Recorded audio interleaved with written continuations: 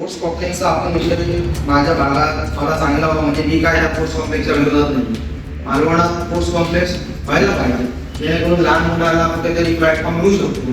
हे त्याबद्दल मी तुमचे आभार व्यक्त करेन. पण या शेतकऱ्यांच्या जागेवर ज्या ठिकाणी आरक्षण लागलं गेलं त्यावेळी 2016 मध्ये 15 मध्ये जे लागलं गेलं त्यावेळी पण ह्या एकाही शेतकऱ्यांना त्या ठिकाणी आपल्या प्रशासनाने विश्वासात घेतलं गेलं नाही. हे बरोबर आहे की नाही. त्यानंतर उद्याच्या होणाऱ्या सभेमध्ये आपण ठराव ठेवला की खासगी वाटाघाटीने किंवा सक्तीने ती भूसंपादन करण्याचा प्रस्ताव उद्याच्या सभेमध्ये आहे. टिपणीमध्ये आपण बघा पहिला प्रस्ताव आहे की 71 क्रमांकाचं आरक्षण आहे आणि ते खासगी वाटाघाटीने किंवा सक्तीने हा शब्द म्हणजे खूप असं आपण काहीतरी माझं लावलो आणि कुठेतरी आपण ती जागा घेतोय मालकी हक्काची असं कुठेतरी वाटतं. आपल्याला ती मुळात सक्तीचा शब्द ठेवण्याच्या आधी मुळात आपल्याला निवडून ह्या लोकांनी कशासाठी दिले आहे? सेवक म्हणून दिलेला आहे. सगळेच मान्य करतील की नगरसेवक किंवा नगराध्यक्ष मालवणची सेवा करण्यासाठी आपण दिलेले आहोत.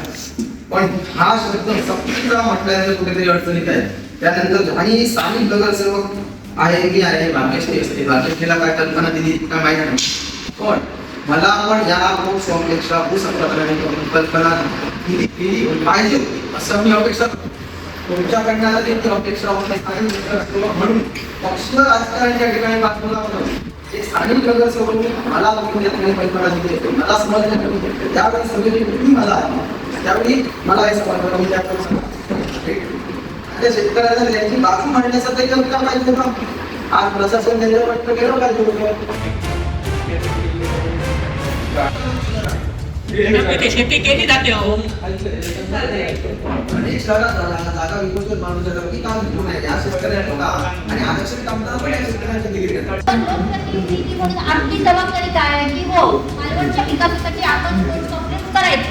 आता कुठे करायचं काय करायचं हे प्रशासन करणार. उद्या मीटिंगमध्ये जो आम्ही ठराव घेणार हा त्या आरक्षित जागेवरच हे करा स्पोर्ट्स कॉम्प्लेक्सला हा ठराव आहे आम्ही तर काय बाबा मालवणच्या विकासासाठी स्पोर्ट्स कॉम्प्लेक्स आम्हाला करायचं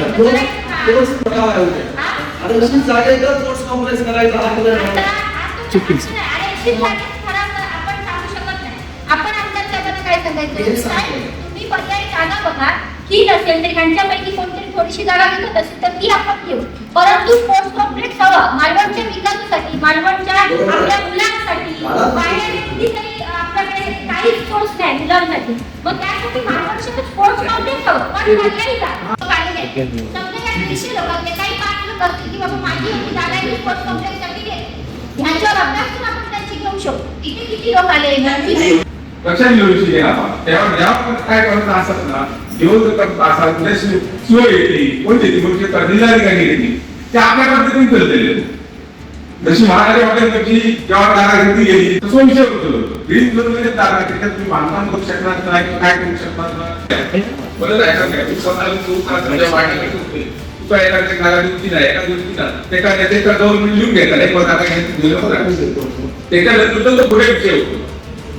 जोपर्यंत आता समजा 10 ते 2 त्यांची घेतली ते लक्षात घेऊ. आम्ही उद्या ठराव फक्त होत चाललो परत सांगतो तुम्हाला आम्ही तुमच्या भूसंपादनाचा ठराव घालत नाही आम्ही सर्वेचा ठराव घालतो. आज माननीय नगराध्यक्षांची भेट घेऊन उद्या होणाऱ्या सभेच्या अनुषंगाने आज स्पोर्ट्स कॉम्प्लेक्स आरक्षक क्रमांक 71च्या स्पोर्ट्स कॉम्प्लेक्सच्या भूसंपादनाच्या संबंधात सर्व शेतकऱ्यांनी आज नगराध्यक्षांची उपनगराध्यक्षांची त्या ठिकाणी भेट घेतली. खरं तर आम्हाला अपेक्षित होतं की हा प्रस्ताव ठेवायच्या आधी त्या ठिकाणी सर्व शेतकऱ्यांना समजावून सांगणे त्यांच्याबरोबर बोलणे आणि नंतरच हा भूसंपादनाचा ठराव ठेवला गेला पाहिजे होता. परंतु हा ठराव त्या ठिकाणी ठेवला नाही.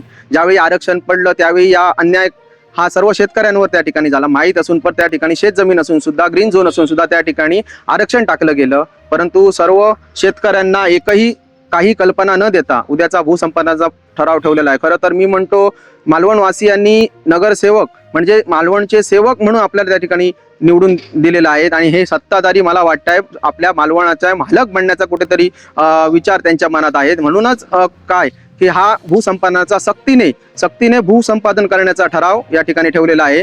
उद्या होणाऱ्या सभेबद्दल आम्ही त्या सभागृहात बोलणारच आहोत आणि त्याचा जाहीर निषेध या ठिकाणी मी करतोय.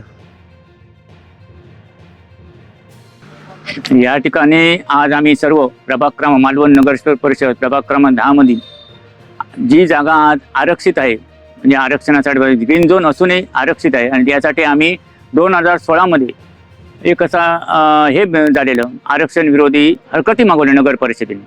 ते आरक्षण विरोधी सगळे हरकती दिले, त्याचं आम्हाला काही उत्तर मिळालं नाही. आणि आज असं आमच्या निदर्शनात आलं की उद्या 30 तारीखला यांची ती जागा सर्वे नंबर 671 आणि अशी 200 गुंठे जमीन आहे, आणि ती बळजबरीने म्हणण्यापेक्षा जी संपादित आता त्यांनी करण्यासाठी उद्या एक मिटिंग बोलूया नगर परिषदेची. त्या अनुषंगाने आम्ही माननीय नगराध्यक्ष आणि यांना एक निवेदन देण्यासाठी ते सर्व जमीनदार शेतकरी जमलेलो. आमचं एकच म्हणणं आहे, सदरची जागा ही ग्रीन झोन आहे.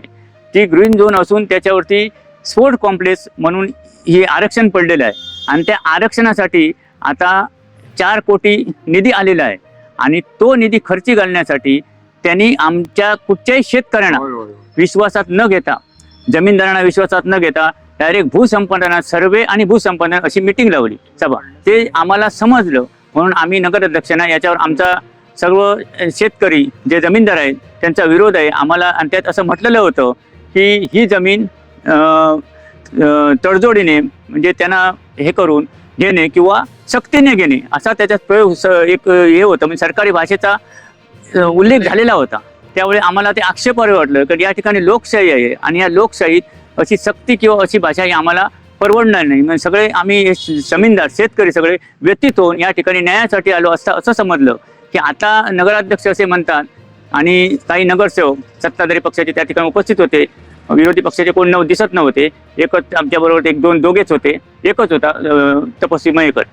तर आमचं असं म्हणणं त्यावेळी असं आम्हाला समजलं की ते आता असं सांगतात उद्या आम्ही ठराव घेणार, सर्वे करण्याचा ठराव घेणार, पण भूसंपादन ठराव घेणार नाही. पण जे आम्ही जमलेले सगळे शेतकरी आहोत त्यांचा उद्या तुम्ही सर्वे घेऊच नका, परत असा त्याचा सर्वे नको आणि कसलीच मिटिंग होणे ह्या विषयावरती. त्यावेळी असं आम्हाला समजलं रद्द झाला पाहिजे असं सर्वांचं म्हणणं आहे.